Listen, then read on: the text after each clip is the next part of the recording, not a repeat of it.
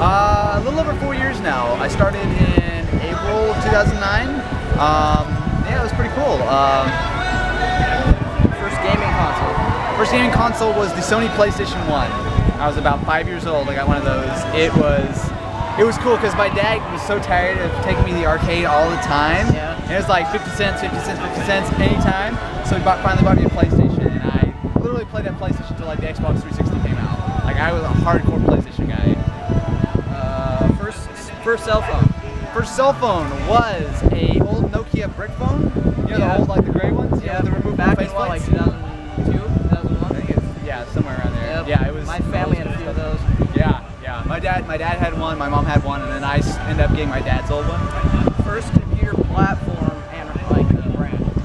It was a 2001 E-Machine. It was Windows XP. It was unbelievably underpowered. It had 128 megs of RAM. With Windows XP, it literally took 20 minutes just to turn on. It took forever to do anything. And that was my very first computer, because back then I didn't realize computers are supposed to not take 30 minutes to do anything. Yeah. So I was just totally used to it. But yeah, Windows XP, and on an old E-Machines, I think T1440 was the name. Terrible. First video you posted on YouTube? First video, okay, I'm gonna say on my channel, because I actually had another channel before this where I posted some videos, but those are gone. It doesn't exist anymore. First video was like a real video. It was an application review. I actually stole my channel, application review one. It was basically it was a review. I took my iPod Touch, I took some screenshots. Yep, and then I just done before. Yeah, and I took like the microphone from Rock Band. Yep. And I was like, hey guys, Duncan, and today I'm here with an application review. That's what I used to do. It was terrible, but hey, it's a start. First camera? First camera was a Sony Zacti CG10. Actually, Marquez, MKBHD, a friend of mine, he had got one of these, and that was before I really had a good camera or anything like that. So I was like, okay, he got one, it was cool. So I went and bought myself one. That was actually a camera I used for a while there. It was actually pretty cool. What made you switch to Nikon, or start with Nikon?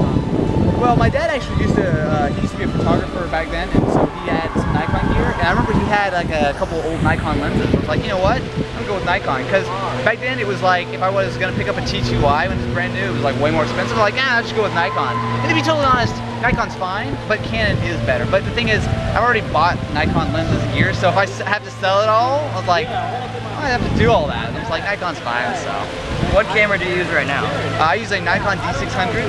Actually, it's in the hotel room, and I use a 24 to 120 lens mostly. Is that a full frame camera? Yes, full frame. I love full frame for video. It's such a cool look, you know, like the depth of field and everything. Yeah, I'm a big fan of full frame. First time at VidCon? First time at VidCon was last year. Yeah, actually with Amy, who's behind the camera right now. Yeah, it was awesome. But no, this is my second year. It's more fun this year, I almost want to say.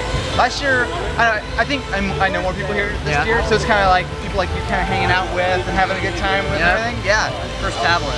First tablet was a HP touchpad. Yeah, so that was back when they did the fire sale. Remember like when they went down to $100? Yeah. And literally like the night they announced that morning, I went over to Walmart first thing in the morning and snagged one, and right behind me a guy bought all the rest of them. Yeah, so yeah, that was HP touchpad. And then I think I flashed Android on there after a while, but yeah, that was my first tablet. Is CES worth going to? Yes. Yeah, CES is awesome because you know, like for going to conventions like this, it's cool to like meet people and everything. Yeah. But CES, there's so much stuff there, and it gives you a really good idea of what you can expect with tech throughout the year. Yeah. You know, that's like my thing. Exactly, and it's nice to know. Like I got a hands-on at the NVIDIA Shield. And it just came out. It just came out. And so, it's still on backorder and all exactly. that. So, you know, it's cool to be able to get like, hands-on and stuff. And you also get to like start to become connections with companies. So you can start talking with Sony. Hey, you know, I'm a YouTube tech reviewer. I'm huge. You know, you want to go ahead and, you know, get me on the list. Exactly. Send me something. You know, I wouldn't complain. Yeah. Favorite phone? HTC One. Yep. Favorite phone brand? You know what? I actually probably have to go with Samsung overall. The HTC One is great, but Samsung, the Galaxy S3 was great, Galaxy S4 is good, Note 2 is still one of my favorite phones, and the Note 3 I'm going to be all over when it comes out. So overall probably Samsung, but for right now I am using the One. It's a good phone. Favorite brand in general? In general, like as far as tech? Yeah. Oh, dude. I don't know. That's a tough. Google, I guess. Google makes a lot of good stuff. Like Android, I really like. YouTube, but it's kind of a cool thing that I do every once in a while. Current tablet and phone. Obviously, phone, HTC One. Current tablet is actually a new Nexus 7, like you got there. Yep. I've been using the iPad Mini, but with the new Nexus 7, I just switched over to it. It doesn't compare. YouTube tips for starting off. Pick a good niche and stick with it. Okay. So like you do tech. So Yeah. tech is a good thing.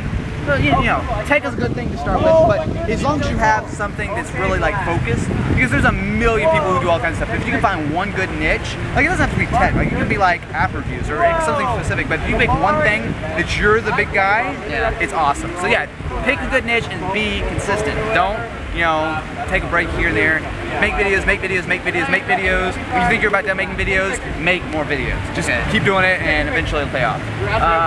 Timed uploads and switching channels, because I vlog and do tech on the same channel.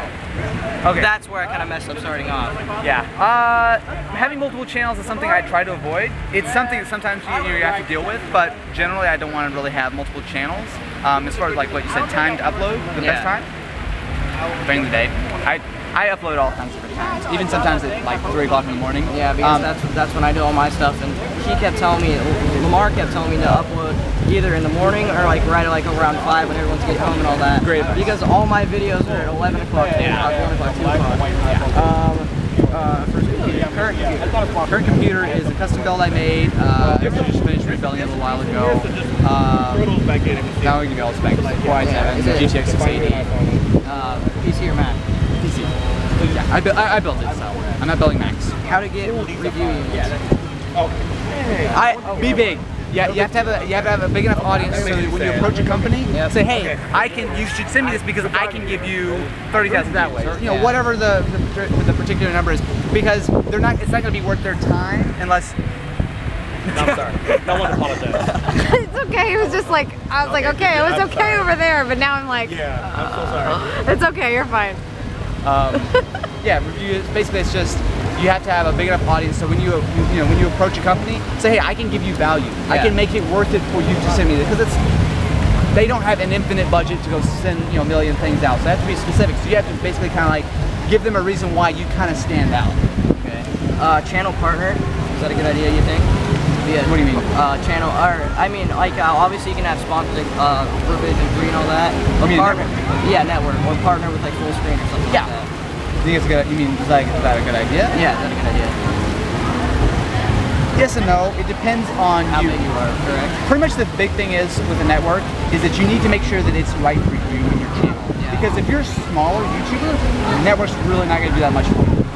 When you get to a bigger size, then there's definitely advantages like dedicated support, getting like ad deals and all that kind of stuff. But until you get to, I'd say 50,000 subscribers is a good number. A network really is not going to be able to do much for you at all. Unless you're having problems, and a network can specifically help. But if you're not having any issues with YouTube and AdSense, it's all working great for you, stick with it. Thank you.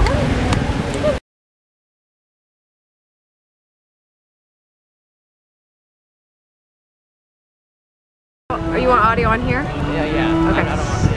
Project. We're going to be loud. It's not going to be worth their time unless. I'm sorry. No one apologize. It's okay. It was just like I was like, okay, it was okay over there, but now I'm like, Yeah, I'm so sorry. it's okay. You're fine.